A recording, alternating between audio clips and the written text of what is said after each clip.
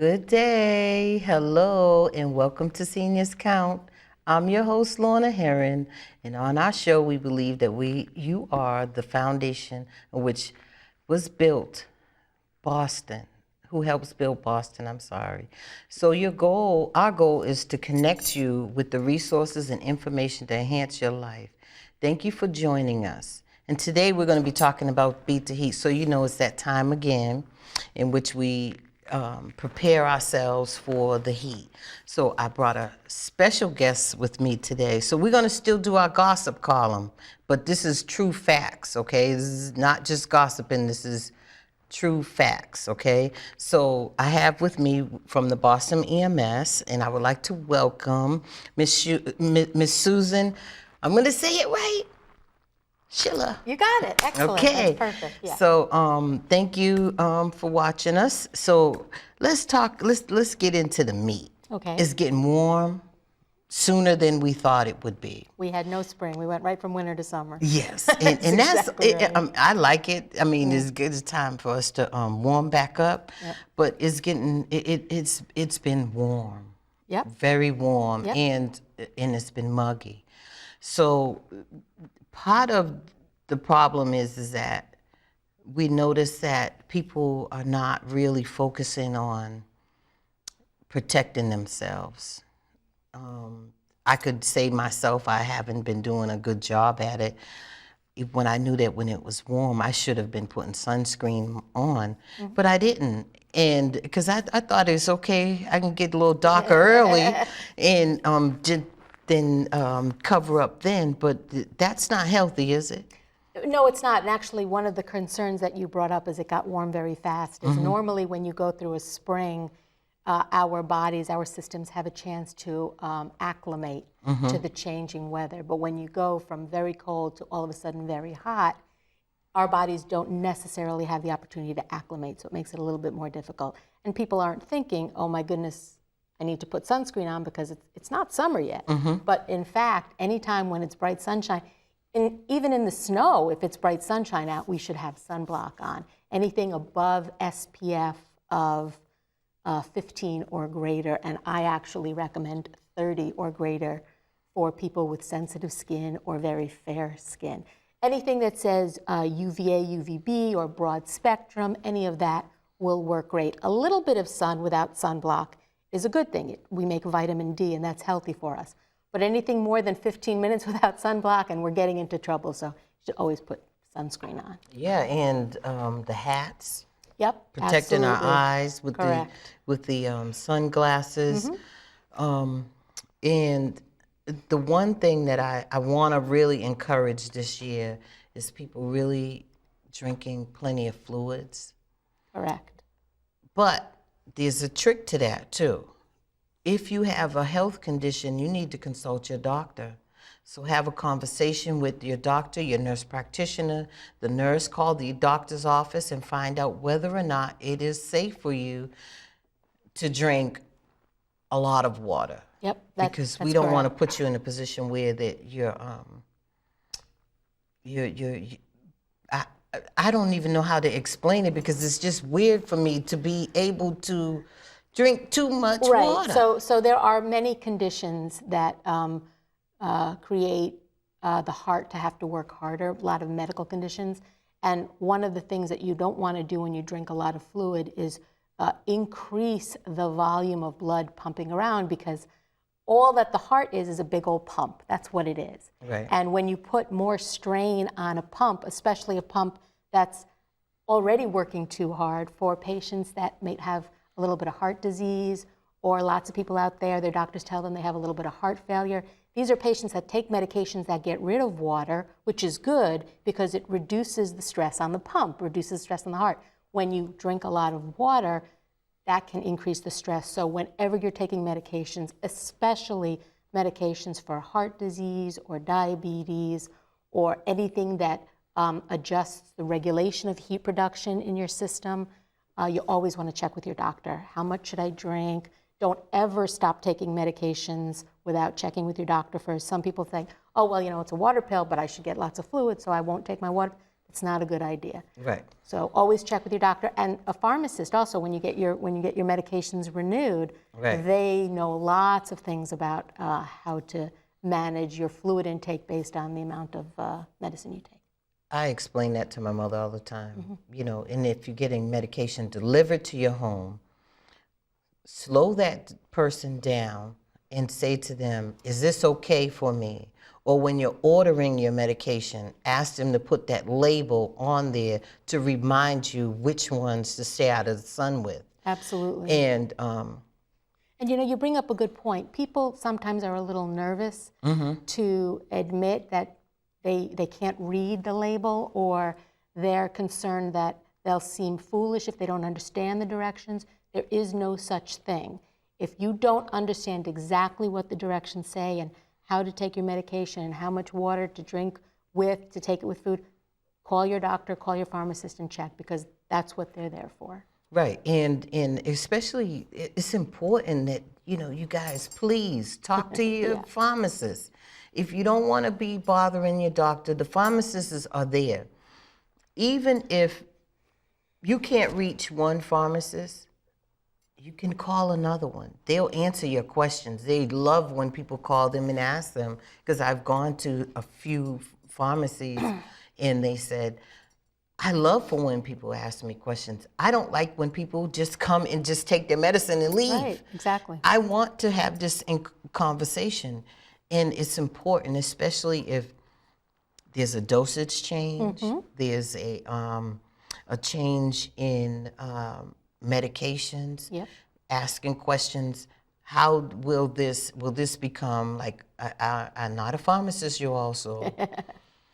I'm only going by the words that this part is gossip. Cocktails. Sometimes medications become a cocktail, and it's important for you to figure out which one, am I making a cocktail and going out into a sun? Which, you know, have that strong conversation and hold up the phone. I don't care if the line goes out the door until you know and understand what's going on with your medication. That's exactly right. You need to have that conversation, as well as with your doctor's office as well. Don't let your doctor rush you out the office, especially when they're giving you a prescription. Please make sure that they inform you what's good for it, what's bad for it during the summer months, how to take it, when you should take it. So I'm going to stress that again. Conversate with your doctor and your pharmacist. They want you to talk to them. Sometimes you got to slow your doctor down, but you have to make them talk to you about your medications. The other thing that that people like to do in the summer months is cook. And there's nothing wrong with cooking. No? But you have to be careful. You got to be very careful, especially those that still want to cook on the grill. People of all ages love to cook with the grill, but they have to be careful. Yep. Make sure your grill is not next to the house, not cooking on porches. That's exactly right. Okay. Be safe. Try to cook during the cool parts of the day. And that's usually during the morning session.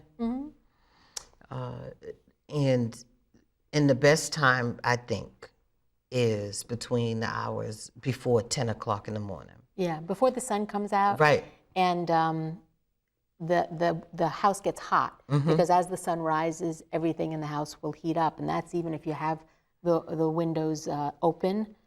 If you're fortunate enough to have an air conditioner, the air conditioner will have to work harder. So whenever you turn on a heating element, whether it's a stove or a hair dryer or an oven, anything that produces heat is going to raise the temperature in the surrounding environment. So you want to protect yourself and certainly keep the house cooler. It saves Right. energy by trying to do it before the sun comes out and heats up the house. Right. And during the evening time around 4. Yeah, anytime after 4 o'clock, we say once the sun starts to set. I mean, obviously in the summertime the sun doesn't actually set until 8, well, as late as 9 o'clock. Right. But what we don't want is the sun directly over you, kind of Right. baking you. Right. So we say after 4 or 5 o'clock in the afternoon, as the sun begins to descend, and temperatures will generally start to cool off as we go towards the evening hours. Things cool down. It's a little bit easier, a little bit more comfortable for everyone, less risk. Right. So let's get back to those that like to grill. Now, if you're going to insist on grilling, don't put your grill under the tree. But put yourself in a position where you're in the grill is in an open space, and you're only going to have to be turning the chicken or the ribs or the corn. Time it out, put yourself in the shade, keep some water close by for you to drink, keep being hydrated, because being near the grill will dehydrate you. You got to remember these different things. And speaking of drinking and cooking on the grill, some people like to drink alcohol, some people like to drink beer. Nothing wrong with it. Nothing's wrong with we can't tell you're grown now. You're past the age, and we can't tell you what to do. But we would like to inform you to do that in moderate times. Wait till the evening times, and also get permission from your doctor of whether or not if you can have anything alcohol beverages, because we don't want you to be having, if you take medication, Correct. drinking, being out in the sun, not a good combination at all. So the clothing. Yes. So it's interesting that you bring the clothing up right after the cooking, because what we recommend for summer weather, and I always think the L's, light and loose. So light colors, light clothing, very loose fitting, very flowy, but of course that is dangerous if you're flipping burgers or near an open fire.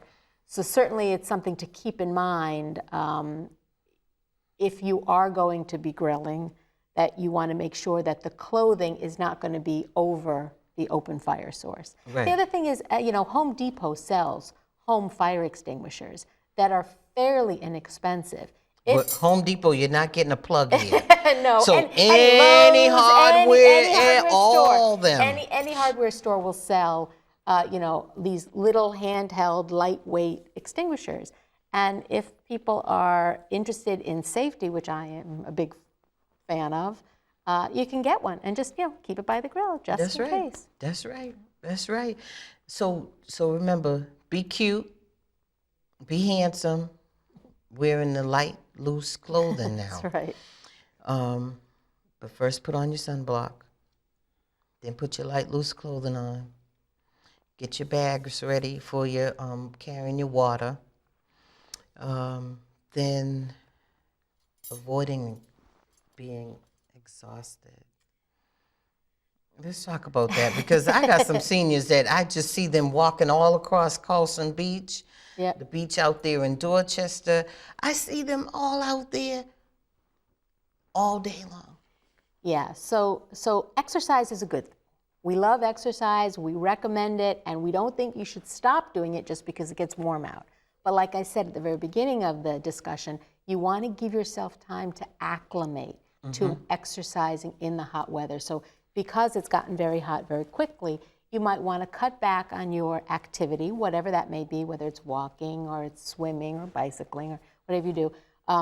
You want to cut back a little bit in the hotter weather and gradually work up to your normal amount. And again, if at all possible, stay out of the hot time. So, if you normally go walking between 11 and 12, right before lunch, see if you can't adjust your schedule so that you walk between 7 and 8 in the morning. And that will help considerably. Same thing with shifting it to the evening hours. So we want people to continue exercising, but just to do it cautiously and carefully. Anything that's above 85 degrees, we want people to be very vigilant about reducing the amount of time that they're outside, because As it gets hotter out, it gets more difficult to stay cool in that hot temperature, regardless of what time it is in the morning or in the evening. We definitely want people to be aware of the humidity, because that changes the way your body can cool itself. So if it's 85 degrees, but it's a very dry day, you watch the weather report and they say it's very low humidity, it will feel more comfortable on your skin, because when we sweat, the cool air goes over our bodies and it allows the heat to get carried away. That's why cool, dry air is nice for us. As the humidity rises, we are not able to dissipate heat because the water just sits there as opposed to being carried away, and we get much hotter. So the exact same temperatures in high humidity is far more dangerous than in low humidity, and that's something to be very aware of. So what about those women that do the hot flashes? So they should be very, very careful.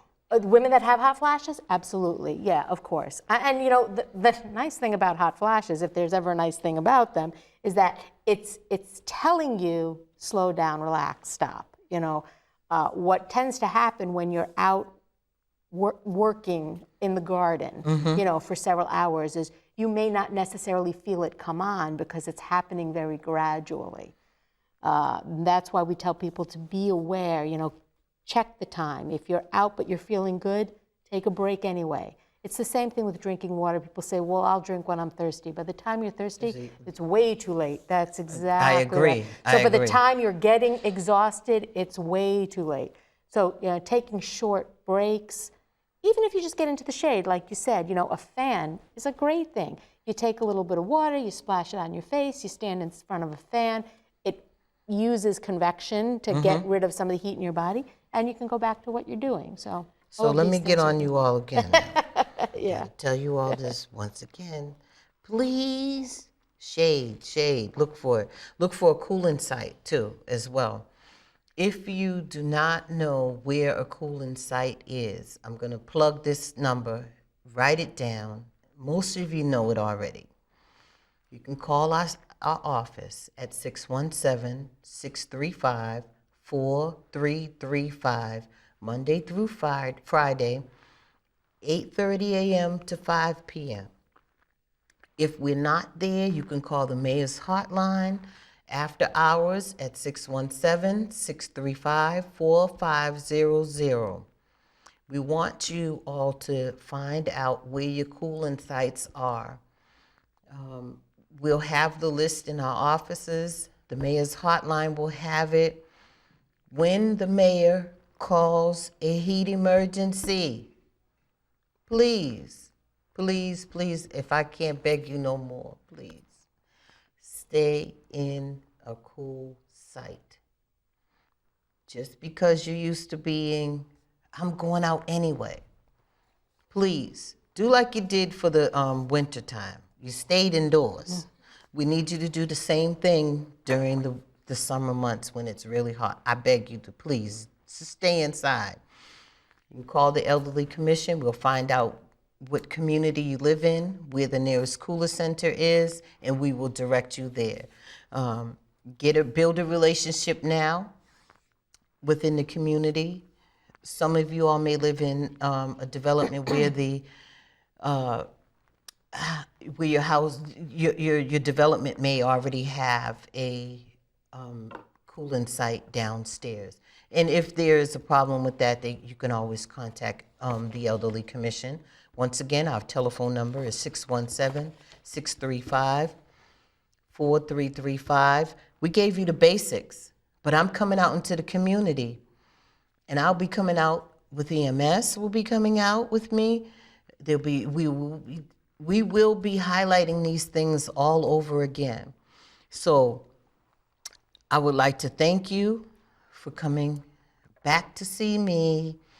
You get to see me in person again during the summer. I love it. I miss you all. And I just want to remind you to also contact your buddies. Exactly. Those that live near you, around you, with you, check on them. Even if you're roommates, still check on them. Okay? So, is there anything that we haven't covered that we need to, before we wrap up, that we need to discuss? The only thing that I would just want to remind people is to be very, very careful about being in a car when it's hot out.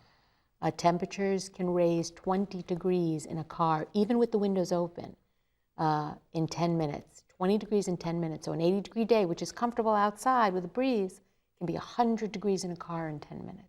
So, it is not safe to be in a car or leave an animal or a pet or children or even yourselves. I don't want to go inside in a car with a cracked window in hot weather. It's not safe, people. I'm sorry, it's not safe. Exactly. It's when it was 80 degrees, I was dying.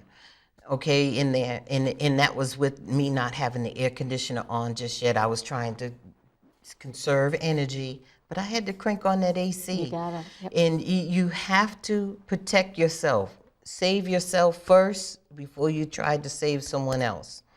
And that consists of making sure that you have the necessities to have water. You can make sure you have your nice, classy, handsome, beautiful, light clothing on. That's right. You're staying in communication with people. You're calling the Elderly Commission at 617-635-4366 or the Mayor's Hotline at 617-635-4500 to find out where your nearest cooling site is. So, thank you for watching Seniors Count, brought to you by Mayor Marty. I'm sorry, I'm going to say it proper. Martin J. Walsh, our Commissioner Emily Shea.